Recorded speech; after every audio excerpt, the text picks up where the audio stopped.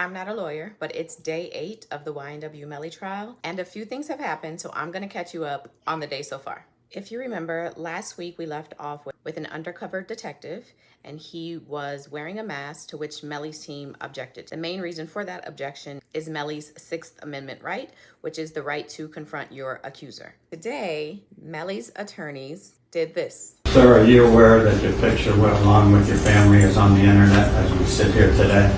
Nope. Is the picture and ask if that is you and your family? Yes, sir. And that's on your wife's Cash App? Yes, sir. Which is available to anyone who runs that?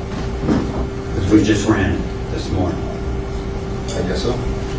So based on that, the judge determined that the detective needed to take his mask off, but the cameras have been instructed to not show his face. So we, the public, are not able to see his face, but everyone in the courtroom can see his face. So back to the detective and his testimony. So far, the detective read through text messages between the 9807 number, which they claim to be MELLY's, and other numbers that number was texting. So a few things about the text messages that have been interesting. The first is, today was the first time in front of the jury that the prosecution was able to tie the 9807 number to a booking email address for MELLY. A couple people have asked 9807 number, what's your email? And that number responds saying ynwmellybooking@gmail.com.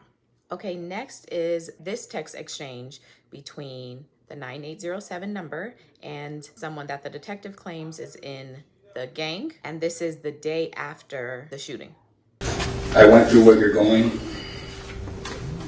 through. It hurts, but it's like when you go into the next level, the people you love die. It's so that they can protect you better from the sky.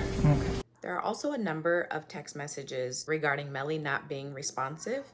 And as a member of the gang that he is allegedly in, one of the rules is that he has to be responsive. Okay, now with all of that, the prosecution has yet to lay out what's her point.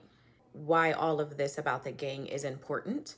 You could make speculations about that, but if she's trying to make a point as to how this is directly tied to murder, she has yet to do so. I'm watching to see her make the connection. So we'll see.